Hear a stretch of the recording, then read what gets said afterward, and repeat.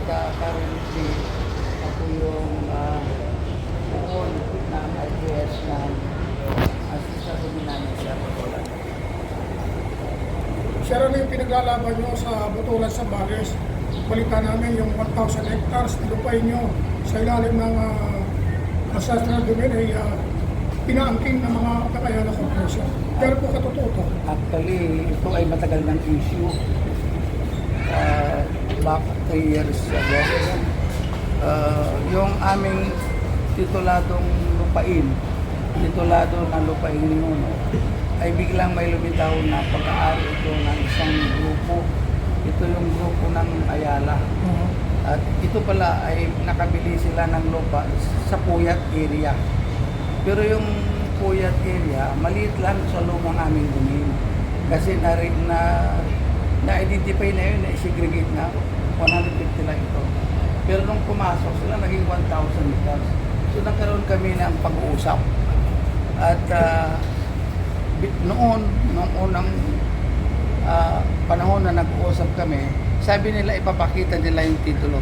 Para gusto namin i-match. Saan ba yung lugar na pinag-uusapan? Baka naman nasa labas ng lupain ni Nuno. So, pero ito ay hindi nangyari. Sapagkat ang nagsasabi noon ay ECIP mismo. Na ang iniisip namin ng ECIP ay na-create siya to protect the interest ng AITA. Ng IPU nakatikler sa NCIP yung inaangkin nyo. ECIP mismo. Okay. So sabi ko, kasama namin si Commissioner Balicia during that time. So sabi ni Commissioner Balicia, Atty. Roman, pakita mo yung titulo para yung grupo ni Balintay, pakita. Kung ito bang gustong i-develop ng Ayala ay legal naman. Hindi naman kami nag-uupos diyan. Sapagkat gusto rin namin ng development. Kasi open, ano naman ito eh. Barren naman yung aming lupain. Kailangan ng development. Bale sir, nung nabili po yung lupa, wala pong naging negotiation sa parte ng tribo nyo or bigla na lang po lumitaw ito? Wala. Kasi ang kausap nila LGU, mga barangay captain. Dapat ito dumadaan sa process. Mayroon kasing administrative order number 1, yung any project na pumasok sa loob ng domain, dapat i-subject siya sa FPIC. Ito yung FPIC na pagpupusulta sa mga nagmamayari ng ancestral domain. Sino pa yung mga ito? Ito yung mga elders. Ito yung leaders na kinikilala ng AITA, hindi barangay council. Kasi yung barangay is part ng LGU. Sir, balik lang po tayo dun sa issue natin ngayon, may panawagan. Kasi dun sa press ko nakalagay doon, nananawagan kayo na magkaroon ng resign si Speaker Martin Romualdez. Ang gusto lang namin... Bakit po kayo nananawagan na mag-resign na po siya? Opo, ang gusto lang namin talaga dito, itigil muna yung pag-develop doon sapagkat ngayon lang, 50 na blow guard pinaakyat ng Ayala doon. At kami nga natataranta na. Sapagkat hindi pa umuupo at pag-usapan, nandyan na, parang nanghahamon. Alam mo naman ng AITA, ano pa namang kakayahan namin? Pwede lang kami sumigaw, pero wala kaming kakayahan lumapat. Sir, anong kinalaman ni House Speaker dun sa inyo? Malaki ang ano rito, sa tingin ko, implikasyon. Sapagkat ang mga taong gumagalaw dito ay nakakonect sa linya nila. Paano nakakulit? Kasi siyempre, nagagamit kasi yung ayuda yan sa pagkontrol ng tao. Nagkakaroon kasi ng power yung ayuda na yan sa kanilang linya sapagkat pili naman yung nakakakuha eh.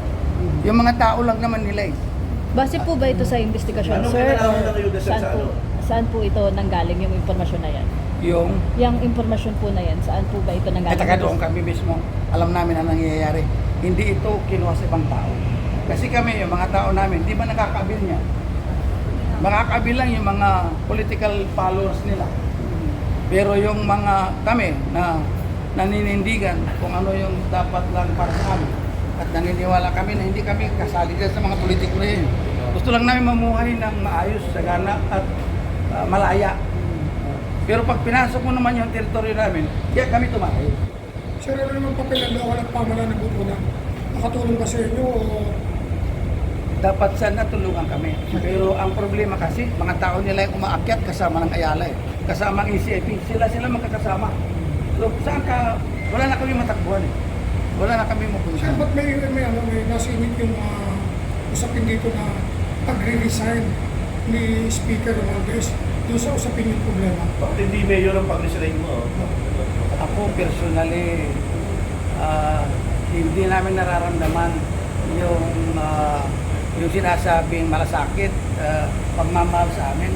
Sapagkat yung binabanggit, yung malasakit at pagmamahal na yan, doon lang sa supporter nila eh. Yung mga political follower lang yan. So very selective naman. Gusto namin, pagkatapos ng eleksyon, tapos na yung politika, dapat lahat ng pakinabang ng gobyerno, lahat makikinabang. Ako nga eh, personally, nakakakuha ba ako ng abono? Ang luwag ng bukid ko. Wala, iniisla sa pangalan ko sa farmers. Rehistrado akong farmers. Cooperative chairman ako. I am not entitled to the program to agriculture. Saan ka nakakita gano'n?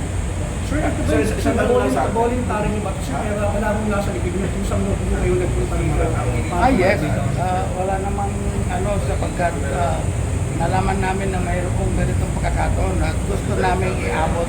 Sapagkat sa baba, wala na kami malapitan. Ito yung pagkakataon namin na marinig naman.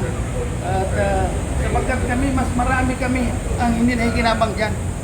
So, volunteer mo kayo rito nagpunta, sir? Yes. Sa kabuuan mo, sir, ilan mo yung organisasyon na meron kayo nananawagan ng mga kayo? Ang Ilan mo yung samahan ka? Yung dami mo ng bilang ng samahan nyo para manawagan mo na mag-resign ako sa speaker ng natin dito. kami, napakarami kami. Kasi ako, sa Balis, napakarami namin, Region 3. Ako kasi ang presidente ng Alyansa ng Katutubong AITA ng Pilipinas, Region 3 yun. At membro din ako, vice chairman ako ng TRICAP National. Napakarami ng grupo namin. At lahat naman kami ng katutubo sa buong Pilipinas, iisa yung nararanasan. Kung ano nararanasan namin dito, gano'n din naman sa ibang tribo.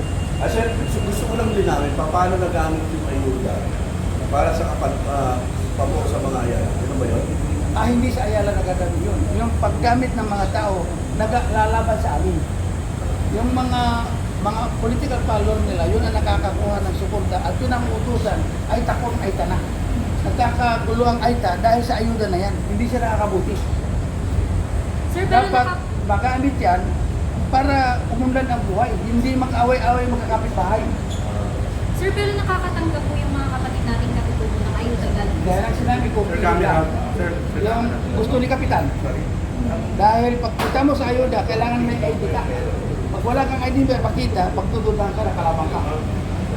Ano po yung naging direktang epekto nito sa mga katutubo? Yung sa nasabing IT po? Pagkawatak-watak yan, hindi nakabote, nakasira. So, ito pa po yung gumagawa ng paraan para magkawatak-watak dito yung ayuda. Oo, imbis na makabote, nakasira.